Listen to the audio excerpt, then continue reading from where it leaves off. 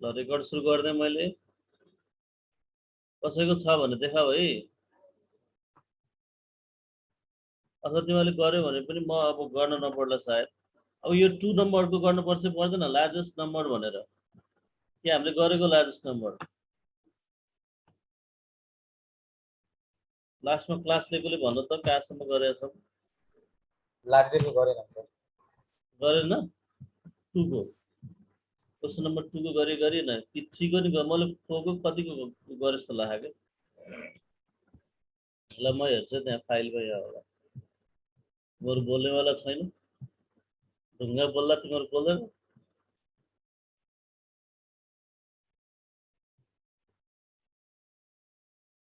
यो मोबाइल सब भन्ने चाहिँ होइन टेस्ट भन्ने देख्यो होइन त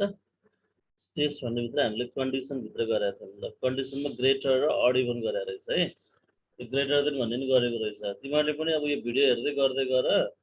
अब भएन भने त मसँग यहाँ छँदैछ म त दिइहाल्छु तर मैले दिएको गर्नुभन्दा नि आफैले गरेर ल्याब गरेको अझ मजा हुन्छ कि खानेकुरा मिठो खानेकुरा कसरी चबाएर दियो भने त्यो तिमीलाई खानै मन लाग्छ त्यस्तै हो है ल अब नयाँ फाइल अर्को क्वेसनमा हेरौँ त अब ग्रेटर पछि 3 नम्बर गएर चाहिँ प्राइस र प्रफिट एन्ड लसको गरौँ है त अब यहाँनिर गएर प्रफिट लस डट पिएचपी मैले सबै नयाँ नयाँ फाइलमा गरिरहेको छु मलाई सजिलो हुन्छ भनेर अब यो प्रफिट लस कहाँ भने यहाँ भनिरहेछ होइन यसमा हामीले पहिला यो अड इभनको ग्रेटरको गरेका थियौँ यो ग्रेटर कोडलाई मैले सर्लक्कै कपी गर्छु अब यहाँनिर है यो चाहिँ प्रफिट एन्ड लसमा गएर मैले यसलाई यहाँ पेस्ट गर्छु गरिसकेपछि सबभन्दा पहिला म एसएमएल हेड टाइटल यही नै राख्छु होइन अब इन्टर फर्स्ट नम्बर भनेको ठाउँमा म के लेख्छु त त्यहाँनिर enter value of first price भनेर राख्छु मैले अब इनपुट टीएक्सटी सीपी भनेर राखेँ होइन त्यस्तै अर्को दोस्रो लाइनमा आउँछु म enter value of selling price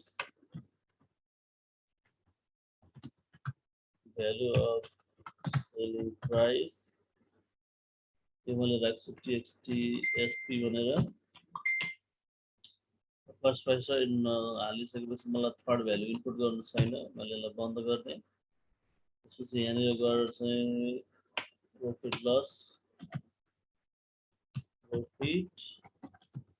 loss भन्ने नाम लेख्छु अनि मैले बिटिएन प्रफिट लस बटनको नाम राखेँ यो फर्म क्लोज भयो अब तल पिएचडीमा हेरेँ कति सजिलो छ अब बिटिएन यहाँ मैले के लेख्नु पर्यो प्रफिट लस भनेर लेख्नु पर्यो प्रफिट लस भनेर लेख्ने अनि यो चाहिँ इनपुट गर्नलाई टीएक्सटी सीपी हो यसमा नबुझेको भए सोध है एसपी भयो मैले त्यसैलाई कपी गर्दै यहाँ चेन्ज गर्दै गरेको छु ढिलो हुन्छ भनेर मैले सुरुमा त आफैले गरेर देखाएको थिएँ एसपी र सीपीको भ्यालु यो दुईटाले चाहिँ भ्यालु इनपुट हुन्छ यो हाम्रो पिएचपी प्रोग्राम यहाँबाट सुरु भयो यतिसम्म चाहिँ यो हाम्रो फर्म डिजाइनिङ भयो होइन डिजाइनिङ भएपछि यो पिएचपी सुरु भएको यो कोड यो हाम्रो थर्ड भ्यालु चाहिएन अनि इको गरेर हामीलाई यसमा कस्ट प्राइस इक्वल टु यति भनेर लेख्नुपर्ने छ cost price equal to this अनि यहाँ चाहिँ हामीले के लेख्नु छ selling price equal to this भनेर लेख्नु छ यहाँ चाहिँ हाम्रो सिपी भन्ने भयो हाम्रो एसपी भन्ने भयो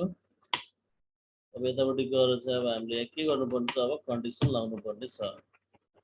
if CP is greater than SP यदि दुईटा मात्रै लगाऊ है त यहाँ नबुझेको कुरा सोध है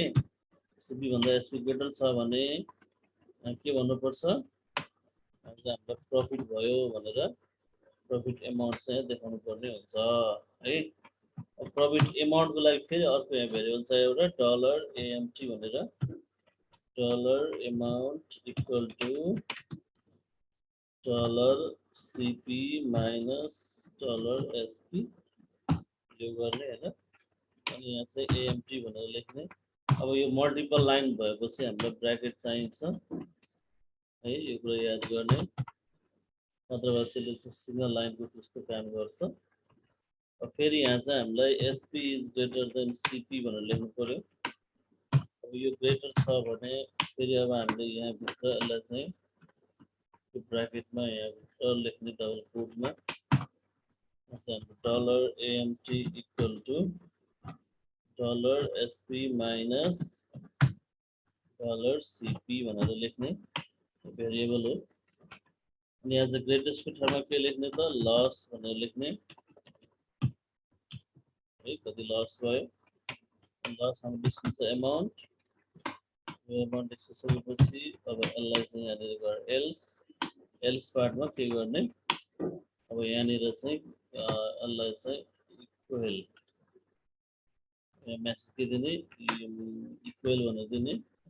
अथवा you have in break even point भन्ने पनि भन्छ यसलाई, ब्रेक इभन पोइन्ट है भनेर म्यासेज दियो, यसलाई बिआर चाहिँ हाल्यो होइन,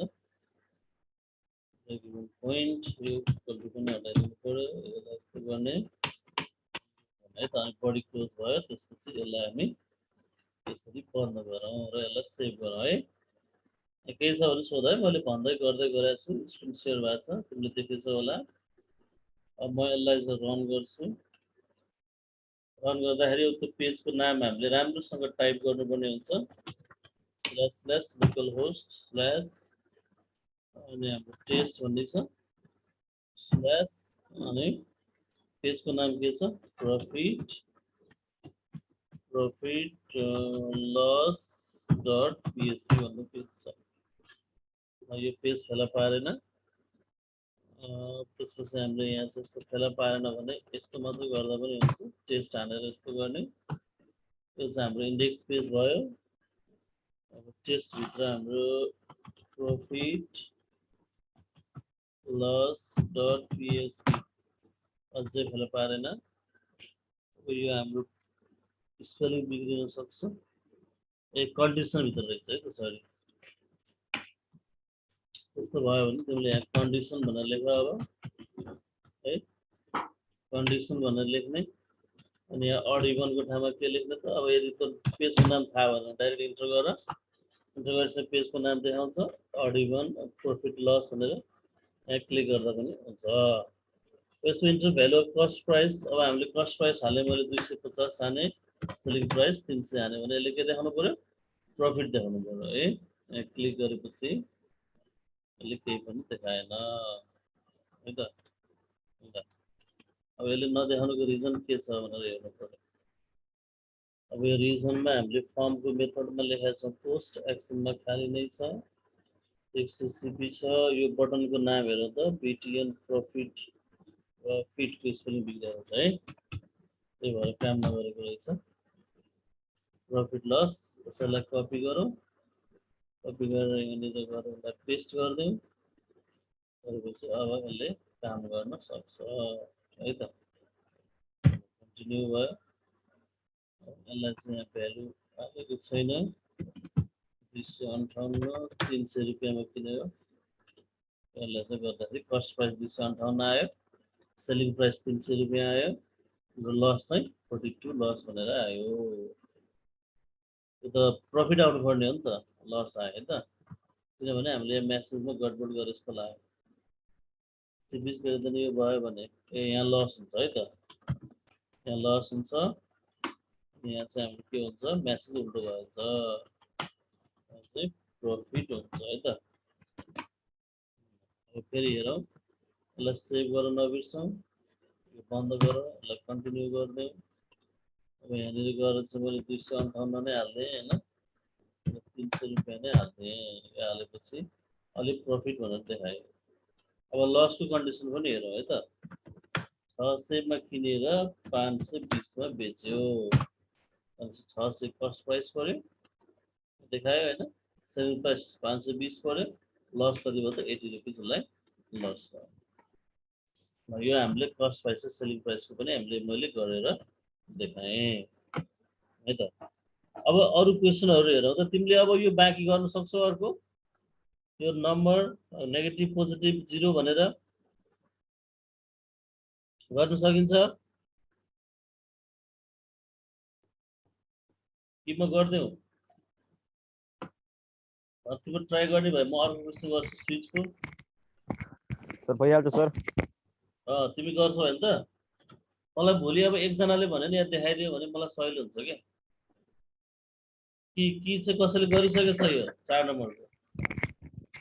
गरे होइन सर भोलि गरिदिनु ल भोलि आज गर्नु गर्छु ल म त्यसो भने अब आज म 5 नम्बर गरे है त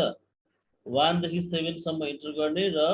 सन्डे मन्डे ट्युसडे भनेर देखाउनु पर्ने छ अब यो चाहिँ स्विचको एक्जाम्पल गरे मैले कन्डिसनमा है त न्यू फाइल गरे मैले न्यू फाइल गरेर यहाँ विक डे भनेर लेखेँ मैले विक डे डट पीएचपी ठीक छ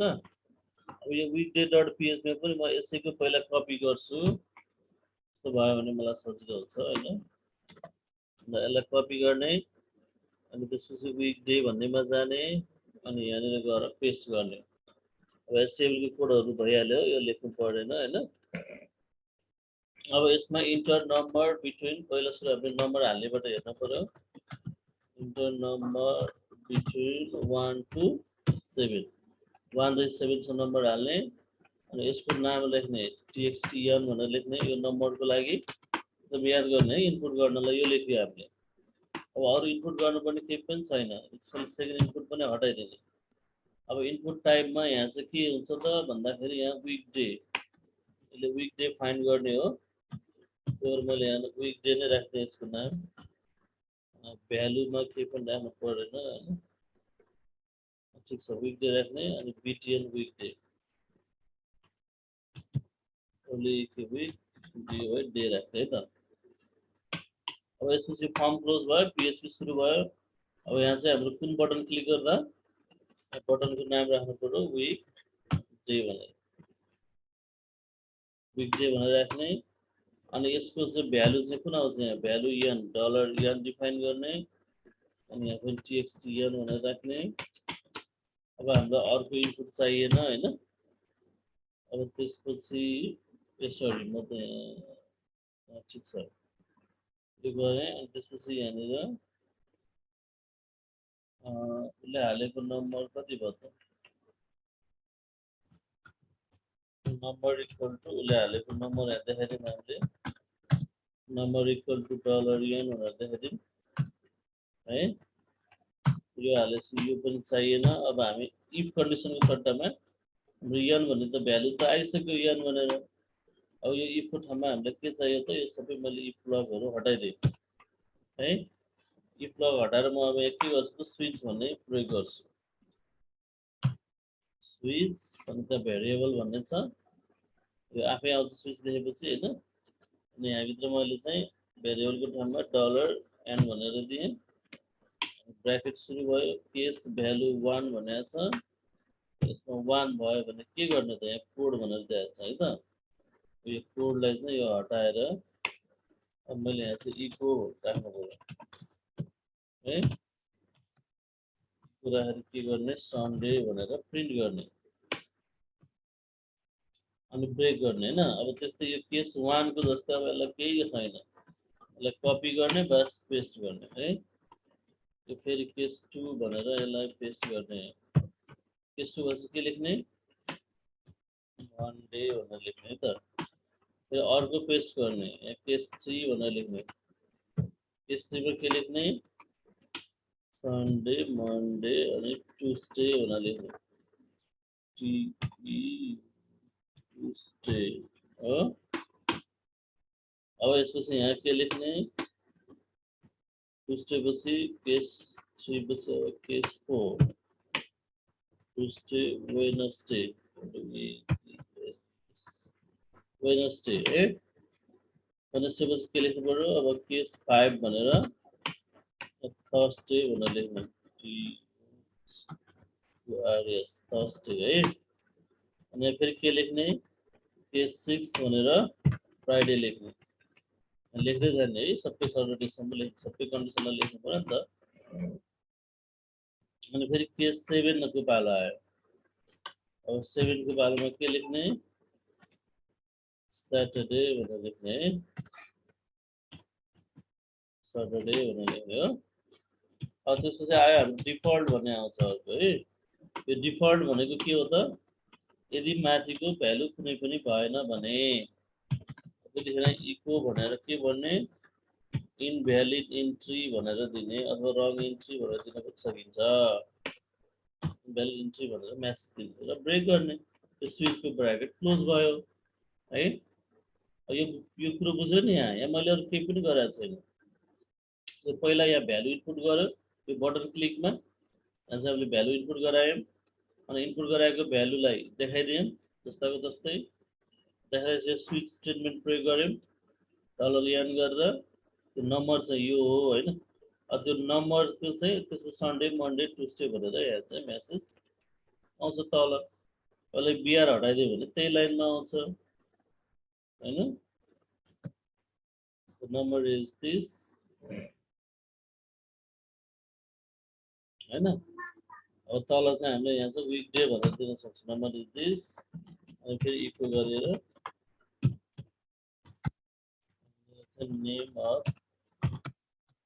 नेम अफ विकडे भनेर एउटा म्यासेज दिन सकिन्छ त्यस्तो गरेपछि तल त्यहाँनिर आउँछ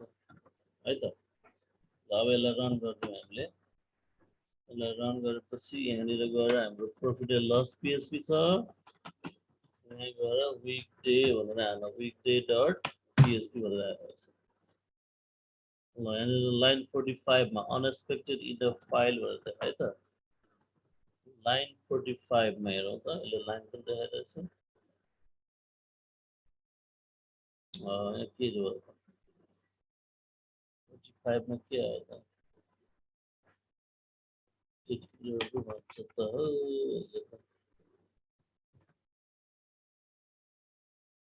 default case 1 2 3 4 5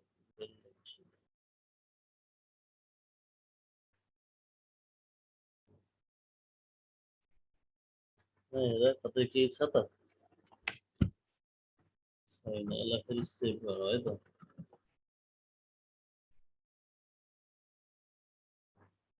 विकडे पहिला कन्डिसनमा जाउँ कन्डिसनमा गएपछि विकडे भन्ने आउँछ विकडे डट पिएचपीमा जाउँ ल हेर त्यहाँ केही मिस्टेक छ कि सानो मिस्टेक हुनसक्छ जुन हामीले नदेखेको सुरुबाट हेरौँ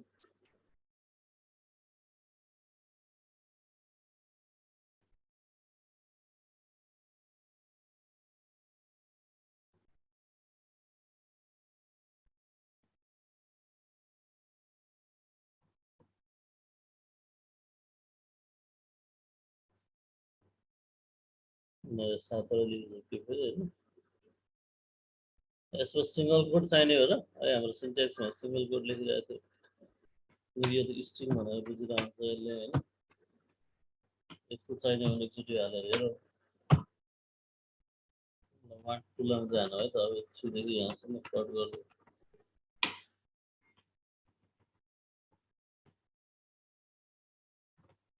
एक्स गरिदिएँ मैले होइन सेभ गरेर पहिला दुईटाको मात्रै गरेर हेरेको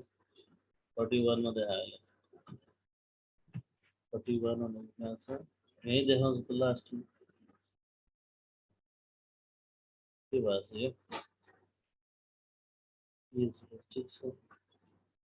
बिचमा ठिक छ त्यसको एक्सप्लेनेसन गरौँ है यो स्विचलाई चाहिँ पुरै बन्द गरौँ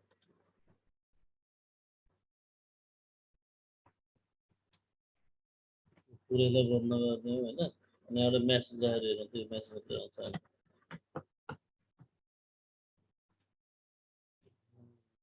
19 भनेर हालेको ल लास्ट लाइनमा देखाइरहेको छ के भयो जस्तो मैले के पत्ता लगाउन सक्यो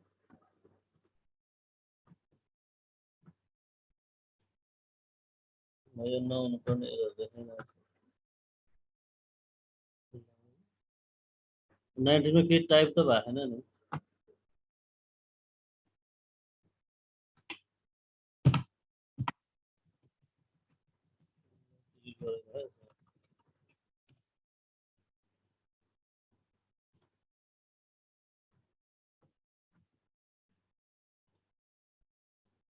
ल in a file inside JavaScript test condition weekday.php or line 19 XML लाई स्टप गर्नु है त्यो रहेछ नि हैन 12 11 जना त ल अब यसलाई चाहिँ हामी फेरि सुरुवात गरौँ है त यसले अघि त्यहाँ के भएको रहेछ लास्टमा कर्ली ब्र्याकेट यो कर्ली ब्र्याकेट चाहिँ पुगेको रहेछ है एउटा कर्ली ब्र्याकेट भयो त या दुईटा कर्ली ब्र्याकेट चाहियो एउटा स्विचको चाहियो एउटा चाहिँ हाम्रो इफ कन्डिसनको चाहियो ल यसले रन गर्दै अब ठिक छ रन भएको छ अब यहाँ चाहिँ मैले भ्यालु 5 हाने 5 भनेपछि यसले नम्बर 5 छ अनि name of video equal to first अब मैले यहाँ 0 हान्दै 0 हान्छ इनभ्यालिड इन्ट्री भनेर 0 त अलाउ छैन